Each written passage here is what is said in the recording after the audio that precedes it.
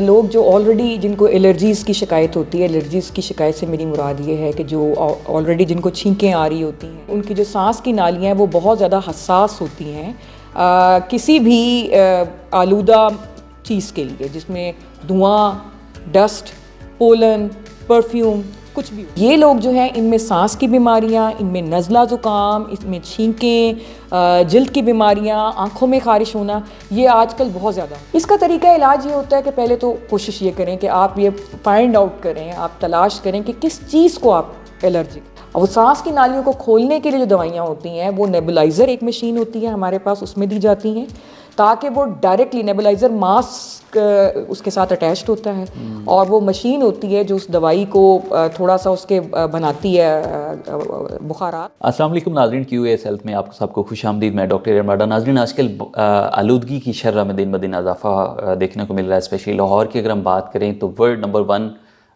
Rating میں لاہور کا number 1 شمار کیا جا رہا ہے. تو اس وجہ سے پاکستان میں اسپیشلی لاہور میں سانس کی بیماریاں دن بدن بڑھتی ہوئی نظر آ رہی ہیں. تو یہ سانس کی بیماریاں اس کے علاوہ کس وجہ سے بڑھ رہی ہیں اور اس کی وجوہات کیا ہیں، تو اس پہ جاننے کے لیے آج کے ہمارے جو گیسٹ ہیں doctor Farah Sadiq, associate professor, Lahore general hospital سے ہمارے ساتھ تشریف فرمائے. السلام علیکم. کیسے ہیں آپ؟ وعلیکم السلام. مس یہ بتائیے گا کہ آج کل سانس کی بیماریاں دن بدن بڑھتی ہوئی نظر آ رہی ہیں. ایک تو پولوشن سمجھا جا رہا ہے، آلودگی کی وجہ سے یہ بیماریاں.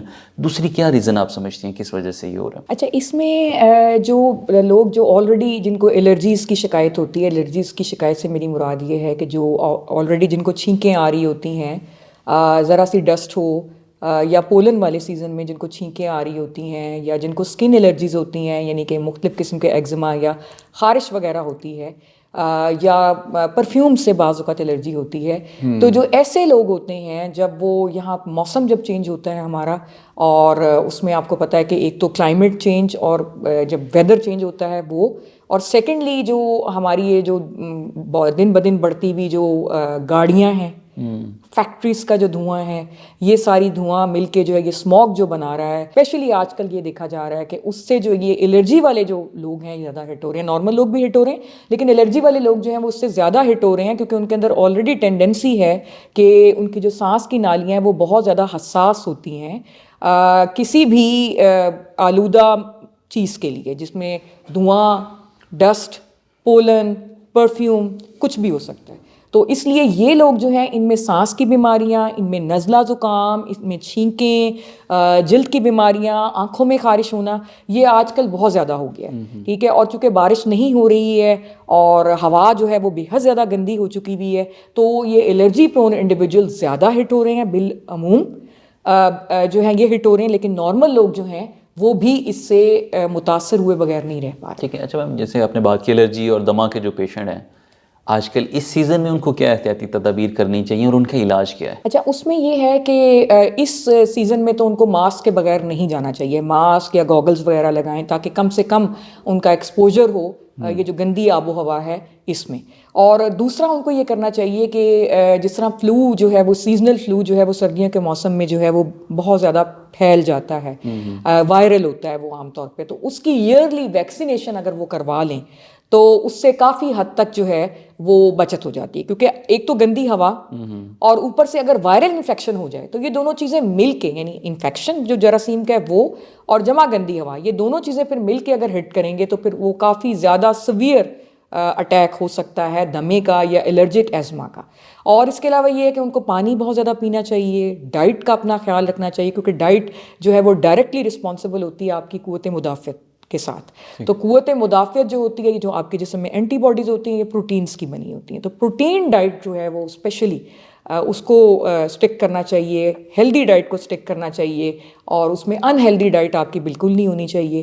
ہیلدی ڈائٹ میں آپ کے انڈے آ جاتے ہیں، آپ کے فروٹس اینڈ ویجیٹیبلز آ جاتے ہیں، آپ کا بہت زیادہ سارا آپ پانی پئیں، آپ ماسک لگائیں، آپ گوگلز لگائیں، آپ ایئرلی ویکسینیشن کروائیں، تو کافی حد تک بچا جا سکتا ہے. اچھا، دمے کے اٹیکس جن کو ہوتے ہیں تو کیا پوری زندگی ان کو یہ دمے کے اٹیکس ہوتے رہتے ہیں یا ایک بار یہ اٹیک ہوتا ہے؟ اچھا، دمے کا جو مریض ہوتا ہے وہ عام طور پر میں نے بتایا نا کہ وہ الرجک پیشنٹ ہوتا ہے، یعنی اس کو الرجی ہوتی ہے کسی نہ کسی چیز سے. اب وہ الرجی کی 1000 اقسام ہیں، اس میں ضروری نہیں ہے کہ ایک آدمی کو اگر ایک چیز سے الرجی ہے تو دوسرے کو بھی اسی سے، اور دوسرے کو کسی مختلف چیز سے.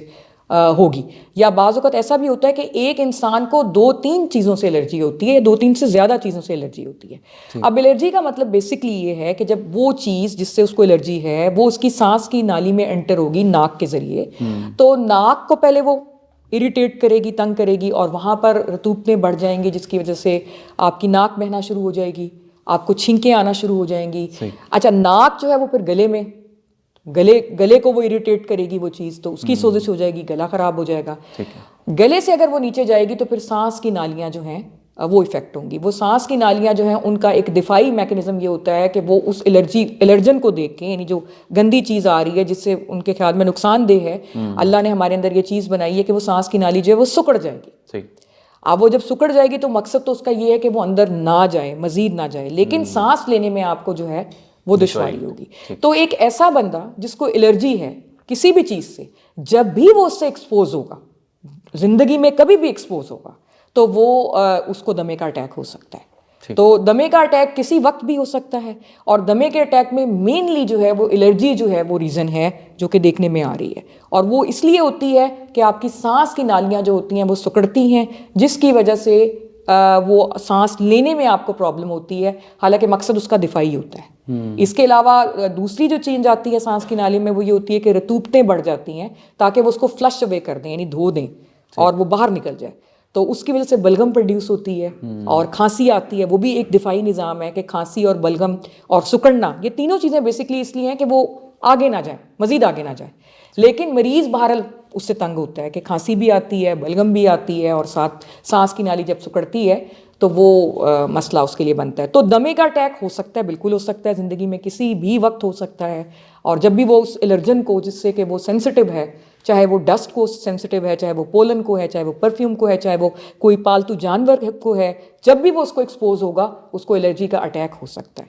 اور اس سلسلے میں تشویشناک بات یہ ہے کہ اگر وہ اس سے مسلسل ایکسپوز رہتا ہے, مطلب جیسے بعض لوگ ہوتے ہیں ان کا کام ہی ایسا ہے, یعنی وہ کھیتوں میں کام کر رہے ہیں فرض کریں, اور وہاں پہ بھوسا اڑ رہا ہے, اور سپوز ان کو اس سے الرجی ہے, تو وہ تو اس کو اوائڈ نہیں کر سکتے ہیں.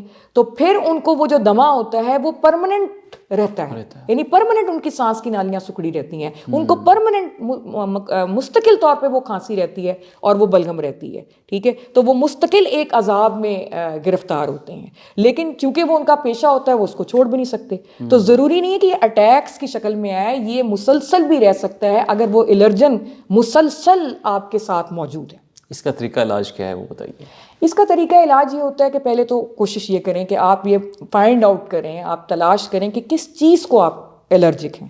اس کے لیے خیر اسلام آباد میں کافی سینٹرز بھی ہیں, وہ باقاعدہ ٹیسٹ کرتے ہیں کہ جی دیکھا جائے کہ کس چیز کو آپ الرجک ہیں. لیکن سارے لوگ ظاہر ہے وہاں نہیں جاتے, اور اس کے علاوہ وہ ٹیسٹ جو ہوتے ہیں وہ بھی لمیٹڈ ہے نا, محدود ہیں. مطلب کچھ چیزوں کے لیے وہ ہیں, ساری چیزوں کے لیے تو وہ ہو ہی نہیں سکتے نا. مطلب انہوں نے پولن کا کر لیا ٹیسٹ, جو کامن الرجنز ہیں, پولن کے لیے انہوں نے ٹیسٹ کر لیا کہ اس کو ہے یا نہیں ہے. مٹی کے لیے کر لیا انہوں نے کہ اس کے لیے اس کو ہے یا نہیں ہے, یا کسی اور 3-4 چیزیں ہوں گی نا, اس سے زیادہ تو نہیں وہ کر سکتے.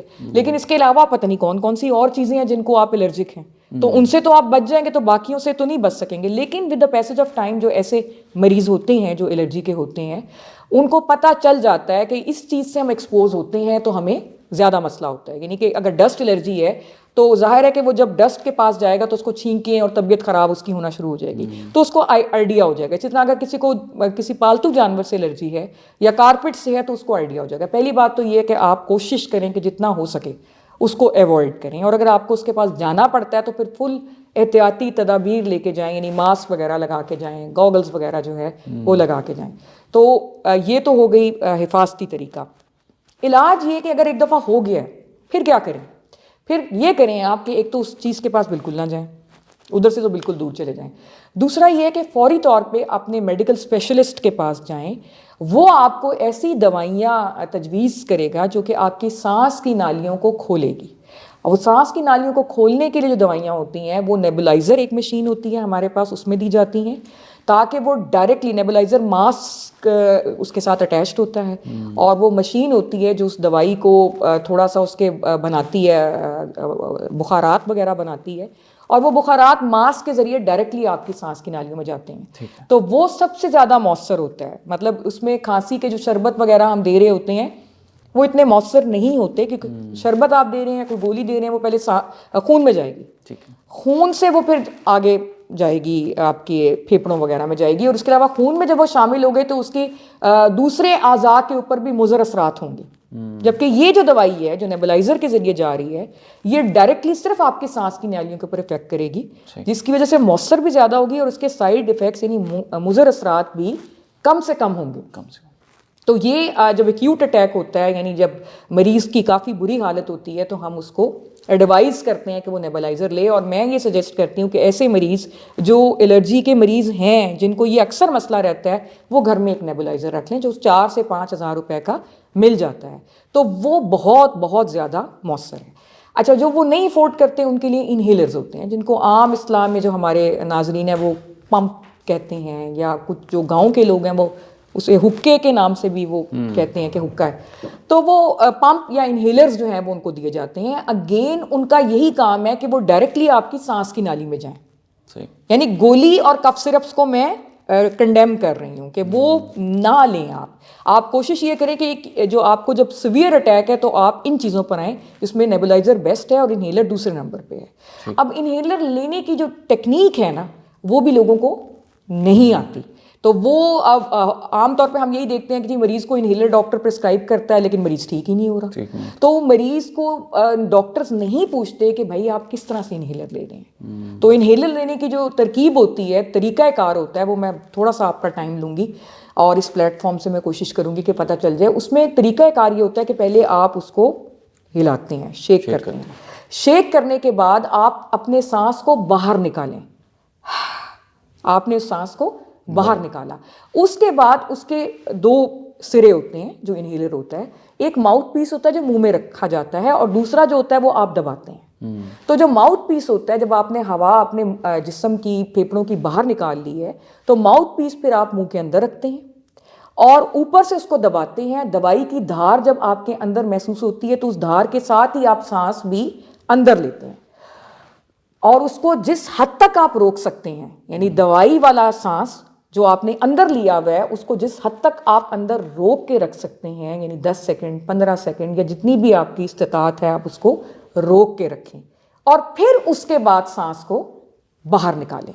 اور جو اس کا دوسرا کش ہے, دوسرا پف جس کو کہا جاتا ہے, وہ کچھ سیکنڈز کے بعد اسی طریقے سے آپ نے لینا ہے. تو یہ ٹیکنیک ہمارے لوگوں کو بالکل نہیں پتا. اگر وہ یہ ٹیکنیک ہی صحیح کر لیں نا تو کافی حد تک جو ہے نا وہ اس سے بہتری آ سکتی. تو مین جو اس کا ٹریٹمنٹ ہے نا وہ یہ ہے.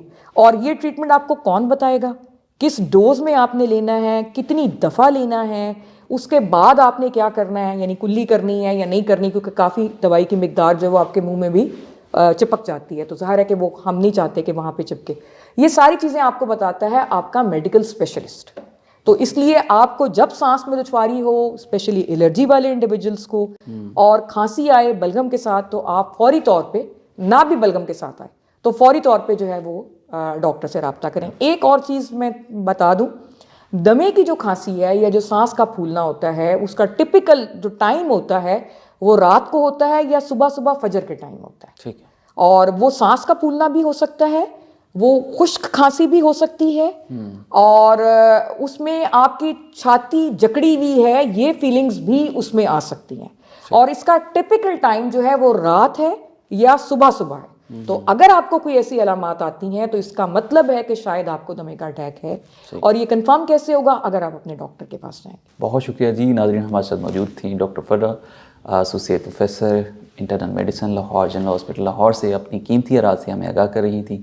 اگر آپ کا کوئی کامنٹ سیکشن میں کوئی کوشچن پوچھنا چاہتے ہیں یا چاہتے ہیں کہ اگلا جو ہمارا سیگمنٹ کسی اور ٹاپک پہ ہو, تو آپ ضرور ہمیں سجیسٹ کر سکتے ہیں. آج کا شو اپنے اختتام کو پہنچ رہا ہے. اپنے میزبان ڈاکٹر اے آر ماڈو کو اجازت دیجیے. اللہ نگہبان.